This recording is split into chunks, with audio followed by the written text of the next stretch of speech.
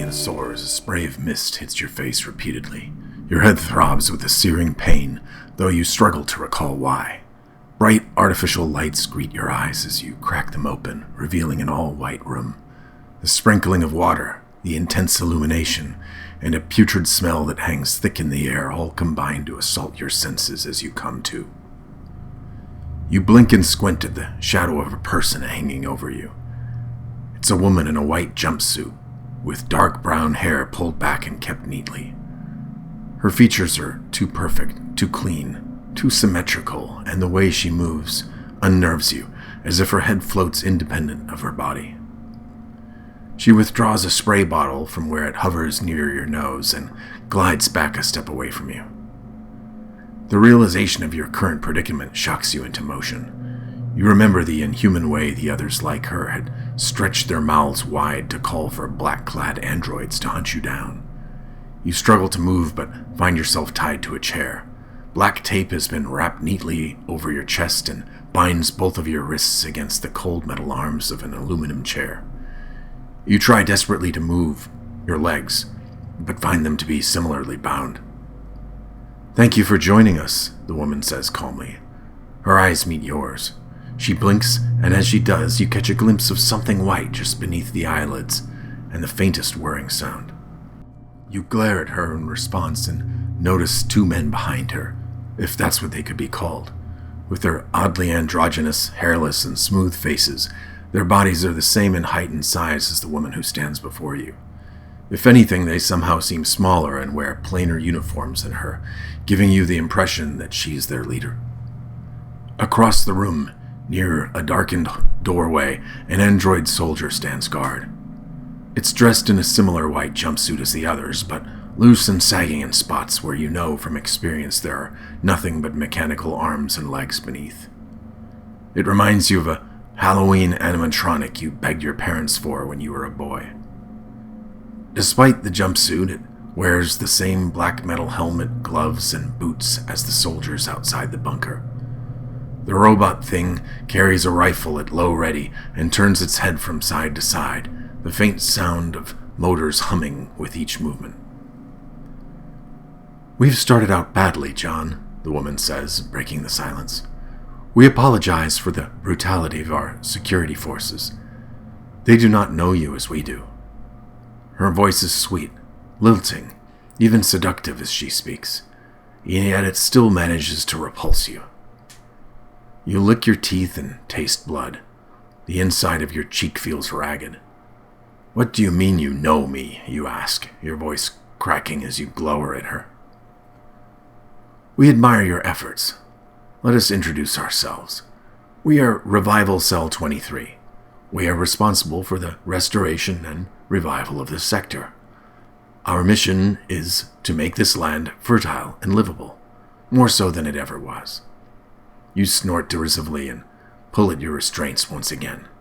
The metal legs of the chair rattle against the smooth white floor, but you feel nothing to work with, no give or gap in the tape that holds you.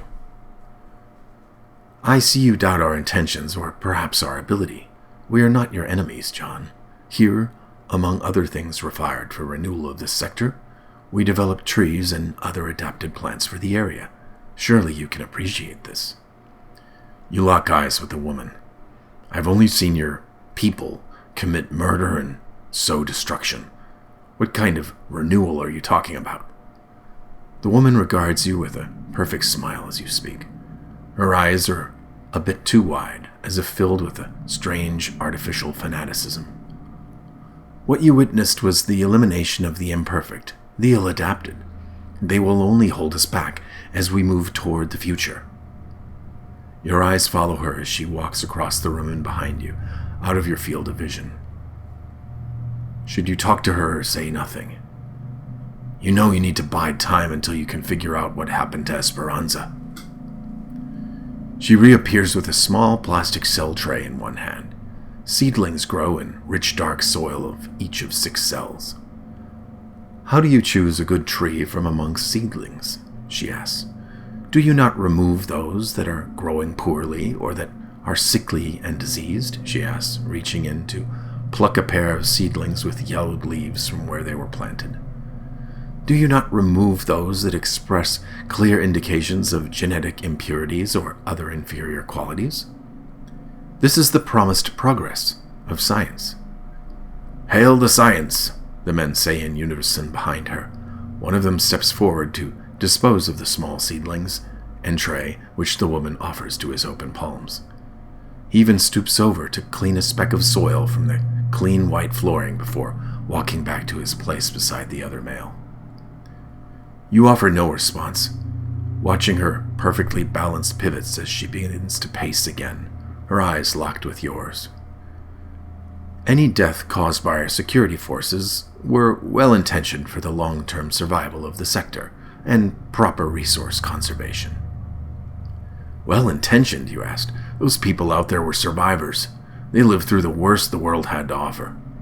You remember the ramshackle buildings of Arispe, the people who wore tattered clothing, stitched and patched many times over, and carved a living out of the unforgiving desert. This time it is the woman who appears to ignore your words.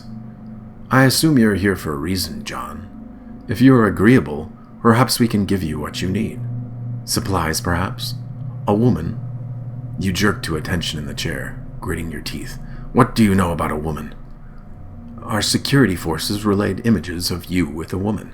She's responsible for considerable damage to our units. We may have her here. You tense up. What do you mean, may?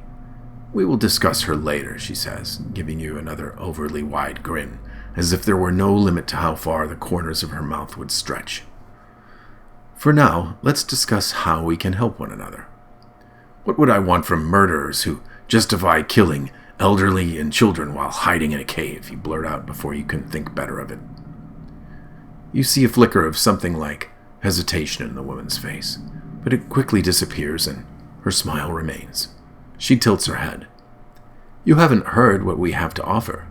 You see, John, we know that you care about the people of this sector, flawed though most of them may be, and that you plant fruit-bearing trees. Primitive and flawed cultivars, of course, but you've managed to grow them with surprising success given the limited resources and no technology. We seek to understand and cooperate for the progress of this sector. You've earned our respect, John. We'd be honored if you'd help us. What do you want from me? What can I do that you can't with everything you have here? You sigh and close your eyes, swallowing hard. If you promise to let us go, I'll do what you want. We'll let her go, your female companion. Just promise to help. I guarantee that you'll be willing once you see what we have to offer. We'll even forget that you and the woman have damaged our security forces. It turns your stomach to even look at these things that pass for people, but you push yourself to play along if it will mean the release of Esperanza. Fine, I agree if you'll release the woman, Esperanza, and her daughter if she is here. The woman's eyes light up into an even more bizarre display of enthusiasm. Very good, she exclaims. We will promise to release your Esperanza and her progeny if she still exists here. You don't like any of it, but you can't deny that you're curious. What do you want me to do? She turns to the other man behind her and nods. He leaves the room briefly, then comes back carrying a black pot. Inside is a sapling, maybe half your height. You misunderstand us, John. We don't want to destroy. We are creators. The difference lies in a level of perfection. We do not settle for substandard creations. We only want the best for the future. This tree here, for example, it has been genetically perfected, altered to survive and thrive here in this climate. She takes the pot and places it at your feet. As she rises, you notice her smile has faded. We have a farm here. You passed it, right through it, on your way in. We have other hidden farms around this sector where we test them against slightly different parameters of shade and soil consistency. But we have one challenge that we have yet to overcome. You glance up at the woman, waiting for her to continue. The tree at your feet appears to be a Paulonia or perhaps a catalpa, with large heart-shaped leaves. Fast-growing trees used as ornamentals or farmed for their wood. You'd never seen trees like them growing in the desert. She continues, None of our plantings survive beyond the farms. This tree and various other types, including versions of the fruit trees you prefer. They fare poorly, wilt, and die, even with regular attention, even given the great genetic advantages they have. You nod, willing for now to continue the conversation. Mine have failed more times than I can count, but I carry on and try again in another spot. Some places are just better than others. One tree will do well in a place where another won't thrive. The woman's enthusiastic face approaches yours, hovering and bobbing weirdly. Yes, yes. So simple, but brilliant in a way. Tell us more. You jerk your chin toward the plant at your feet. First off, this is not a plant naturally adapted to this region. Well, not before the collapse in any case. And second, by growing them in your nurseries, you give them nothing to overcome. No challenge. No requirement for adaptation. No chance for one seed of many to prove itself first in barren soil. You give them everything. Like spoiled children, they have nothing to prove. They are lab creations with no spirit, no soul. The woman's face pulls back at the last comment, and she begins pacing again. Those are not scientific terms, she says, tilting her head. You speak obsolete words used by the ignorant people of the past. Spirits and souls and plants? Superstition. Ignorant. Have you heard of the people of the Zuni Pueblo? An indigenous tribe, yes. Why? We know all these things. They knew how to survive in a place like this without any of your advantages. No genetic modifications, no modern technology, no artificial means of obtaining water, and no electricity. Only seeds, knowledge, and techniques passed down by word of mouth through generations. So you studied their ways and applied them here. I'm no expert, but I read enough to know to look for the right spots, where the soil is proven to be good. You hold back from telling the woman any more. You need her to need you for now. If you tell her that you know where alluvial fens near the mountains had rich soil, or how to take advantage of irregularities like that chasm that runs along I-10 and fills with water sometimes, she might be able to figure out the rest. These people may have had all the knowledge of the world at their fingertips, but they didn't have the experience to determine the difference between where nutrients would wash down and improve the soil, or in some cases, worsen it, if still toxic, from the wars before the collapse. Then it is true. You have what we need. I believe we can be of great use to each other. We want you to take some of our seeds and trees and plant them in the ways you've proven elsewhere. She bends at her waist and runs cool fingertips across your beard. We'll leave the exact places up to you. In each location, you will plant a beacon. She points to one of the men behind her, and he raises a small black device with a rubberized exterior resembling a radio. He pushes aside, and a green light begins blinking near the top. In this way, we can help one another. We will check your plantings periodically and resupply you if needed. If your efforts are successful, and we have no reason to believe they will not be, we will release your Esperanza. Wait, what? Succeed, and we will release her, and her progeny, should she still be with us. She nods to the man behind her who had the radio light tracker. He brings forward a large black backpack and several white tubes and places it at your feet. Packed here is everything you'll need, including seed, along with several saplings. You're going to keep her here? That wasn't the agreement. We didn't agree to when we'd release her. Doing so after you're successful is the only guarantee of your continued motivation and cooperation. How long will it take me to prove my success, you ask? The woman regards you quizzically. Will the trees bear fruit? Will the timber trees grow tall? That could take years. Then we suggest you get started.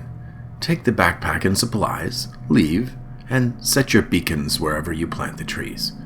If we need to contact you, we will. Do not return here. We do not need others to be aware of our base. You can't leave Esperanza here amongst these things. You have no reason to trust them, especially once they get what they need. I demand to see Esperanza before I go. Already anticipated and arranged for. We'll tend to your wounds and your general hygiene, and we'll let you stay with her tonight. We need you to be in good health to ensure our investment in you is not wasted. Our peers say we are wasting our efforts on you. Let us prove them wrong. One last question, you say. Before pausing, you nearly choke on the words before forcing them up out of your throat. Was my son Warren ever here? The woman regards you coolly for a moment before her artificially broad smile returns. Good luck, John. Plant the zone well. You'll be a hero someday. The old world human who planted trees for settlers to a new land. Like Johnny Appleseed. A loud, inhuman cackle escapes her lips at the sound of her own joke. After a painfully long moment, it halts in an equally strange manner. To science and progress, she cheers. All hail the science, the men repeat in unison. Without warning, you feel your chair tip backward and begin rolling on wheels. You peer over your shoulder and see another black-helmeted android in a white jumpsuit dragging you. One of the man-boys carries the black backpack off to a side room. Wait, what do you know about my son? You shout, tilting your head downward, only to see the woman watch you as you are rolled away into a darker corridor. The smooth floor becomes bumpy and uneven, jarring you with each step the android takes deeper into a roughly hewn tunnel. The air becomes cool and humid, and the putrid smell from before grows stronger until the horrible woman, with her artificial smile, disappears from sight.